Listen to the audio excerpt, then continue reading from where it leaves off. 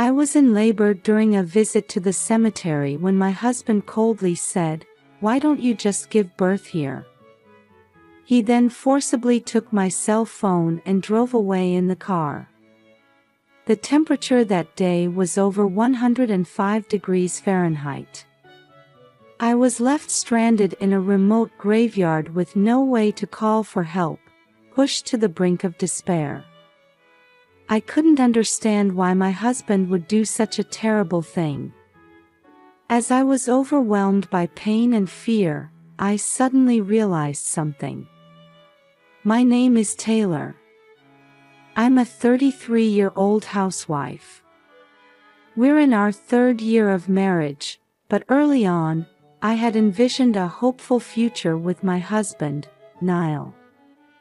On weekends, we used to go shopping together, cook, watch movies, and spend peaceful time together. I felt genuine love and trust for my husband, believing that our vowed love would last forever. However, that illusion was shattered when I became pregnant. For some reason, my husband, who had been affectionate before, suddenly turned cold. He started helping less with housework, and when I tried to talk to him, Niall would coldly say, "I'm tired from work, don't talk to me." I was confused by his attitude, and my anxiety grew day by day. When I asked him why, he shouted, "Pregnancy isn't an illness. Don't be lazy and do things properly by yourself." Since then, he stopped caring about my health or feelings entirely. Even so, I tried to mend our relationship. I thought maybe it was because he said he was tired from work. Or perhaps he was just overwhelmed by the sudden reality of becoming a father.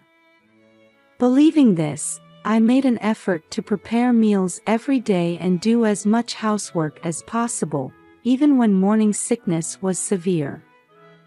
But every time I saw Niall's irritated glare, I felt the image of his former kind self slipping further away. As these days continued, the baby in my belly grew steadily, and that was my only support. "We'll meet soon.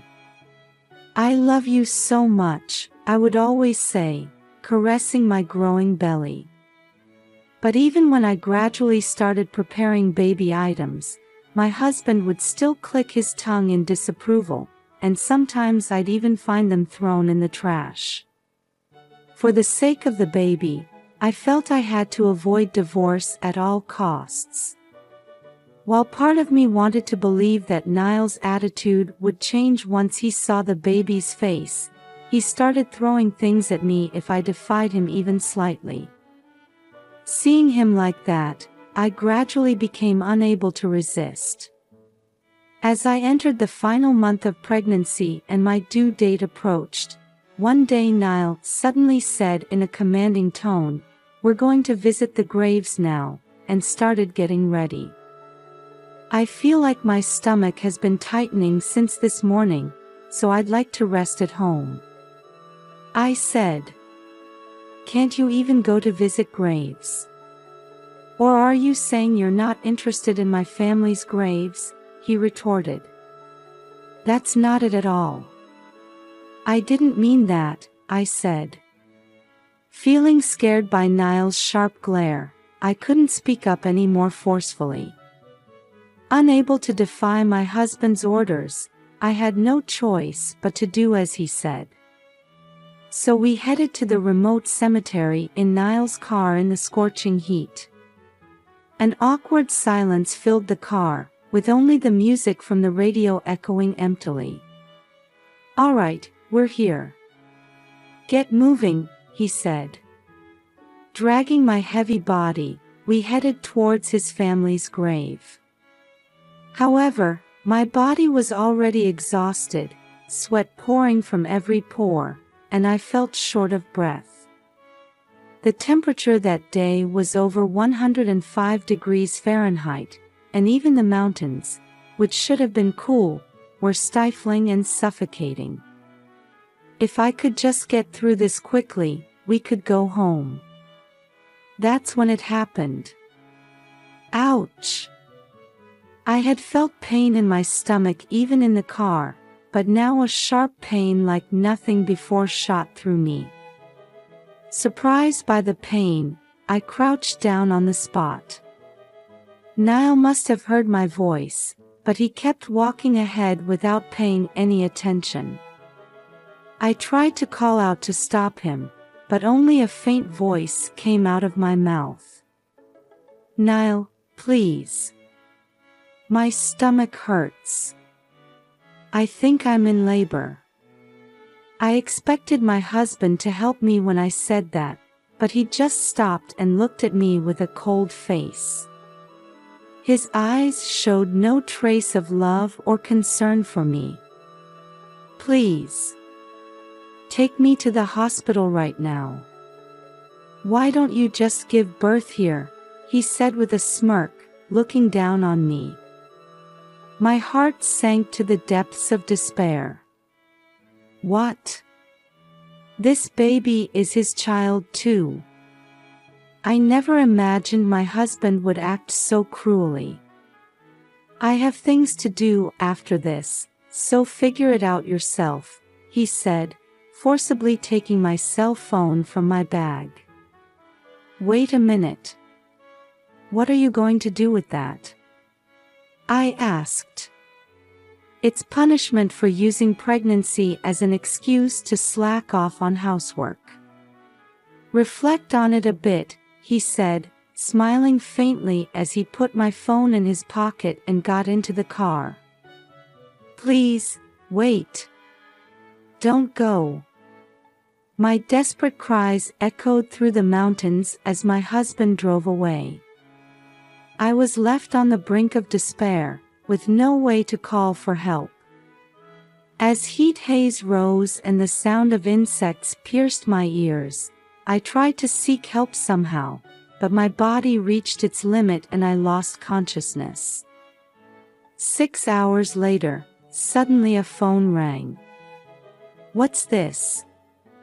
You secretly bought a new phone without telling me. My husband's angry shouts echoed through the hospital room. So, did you give birth? This is the police. Your wife has passed away. Caught off guard by the unexpected person answering the phone, Niall lost his earlier bravado and could only stammer a response. Please come to the hospital immediately. A few minutes later, footsteps approached rapidly down the hallway, and my husband burst into the hospital room. Are you the husband? Who are you? Are you with the police? Niall looked suspiciously at the woman in the room, who was in casual clothes. I'm your wife's friend, Jennifer. I received a call from Taylor asking for help, so I went to the mountain cemetery. She explained the situation to Niall. I rushed her to the hospital, but unfortunately, we were too late. Jennifer lowered her eyes sadly and bowed deeply in apology. Behind her, on the bed, lay a figure with a white cloth covering their face. Why was my wife, who was in her final month of pregnancy, alone in such a place? I don't know. I couldn't ask her about it. This can't be. What about the baby? I'm afraid the child also. Niall started sniffling, then began to cry, saying in an anguished voice, I can't believe Taylor is gone. Are you sure you have no idea why Taylor was at the cemetery? Jennifer slowly raised her face and asked him with a solemn expression. Of course not. I wasn't told anything, he replied. I see. Then, please look at Taylor's face. The moment she gently removed the white cloth from my face on the bed, I could tell my husband gasped. After staring with wide eyes, frozen like ice for a while, Niall finally managed to squeeze out a voice. No wonder, I was staring at him with my eyes wide open. You're alive. Yes, I am. Thanks to you, the baby was born safely and is doing well. Actually, before losing consciousness, I realized that the phone my husband had taken from me was an old one, so I had called my best friend Jennifer for help. Then I safely gave birth to a baby boy at the hospital. Just as I felt relieved to be saved, anger and sadness over my husband's actions were swirling violently in my chest. So I decided to cooperate with Jennifer. But the police answered the phone earlier. That was Jennifer. We set it all up to trap you after you abandoned me in the mountains. My husband's face twitched for a moment, but he quickly regained his composure. I didn't do anything like that. Taylor must just be confused, he said, turning to Jennifer with a smile. I would never do such a thing. I was worried about my wife in her final month and was looking for her. How can you lie so shamelessly? I said. Taylor, you've been through a lot. But I'm so glad you and the baby are safe, Niall said, now taking my hand and acting like a good husband. I shook his hand off with all my might. That's enough. More importantly, there's someone I want you to meet. At that moment, the hospital room door opened again, and a woman entered. Belle. Niall's expression froze instantly, his eyelids twitching with a mixture of surprise and fear. In contrast, the woman called Belle smiled at him with composure. I didn't come here to see you, she said. Huh? What do you mean? He asked. I came to see my sister and her friend Taylor. That statement changed the atmosphere in the room completely. You were cheating on me with Belle, weren't you? When I showed your photo to Jennifer, she said you looked like her sister's boyfriend, so I asked her to call her here. Jennifer, who had been living abroad until recently, didn't know Niall's face well. So when I showed her the photo again, we were surprised by this unexpected development. There's no such evidence. As Niall looked around nervously, trying to cover it up somehow, I thrust Jennifer's phone in front of him. Are you still going to deny it after seeing this photo? It was a lovey-dovey photo of Belle and Niall, and what's more, he wasn't wearing his wedding ring in it. I was shocked when I heard the story from my sister, Belle said. If I had known you were married, I would never have dated you. It's the worst to make me your affair partner, so I decided to cooperate with your wife. Belle, who was also a victim like me, clearly expressed her feelings with tears welling up in her eyes. I'm surprised. To think that the affair partner was my best friend's sister. No. It's not like that. Taylor, you're the only one I love, Niall said, panicking at my accusation. But Belle wasn't going to stay silent either. I'll never forgive you for deceiving me. Belle took out her phone and pressed play. What came out was my husband's voice saying, Belle, I love you. Let's get married. What the hell is this? Why did you record something like that? Niall clenched his fists and his lips trembled. Belle glared at him hatefully. As soon as I heard from my sister, I contacted you to confirm if it was true. Then she played the rest of the recorded audio. It was Niall, getting carried away, saying terrible things like, "My wife will be gone soon," and "I left my wife in the mountains." I planned to treat it as a missing person case. My husband turned pale and started shaking violently. "Too bad your plan to kill me failed," I said. "All of you are making a fool of me," he shouted, trying to forcibly take Belle's smartphone, but she smoothly dodged him. "You always think you can just take things from others and everything will work out, don't you?" she said. "This is all nonsense. I've never met this woman before. It must all be made up," my husband yelled, losing his temper despite being in a hospital room. Hospital staff were peeking in from the hallway, but he was too excited to notice. "So in your mind, it's all lies. The affair, the recording, abandoning me in the mountains." "Shut up. You be quiet." Having his pride deeply wounded by being trapped by me, whom he had looked down on, he seemed to have lost his reason. Audio can be easily fabricated. There's no way that could be evidence. Do you think the dashcam footage isn't evidence either? The moment he heard my statement, Niall froze, his mouth hanging open as he took time to understand the meaning.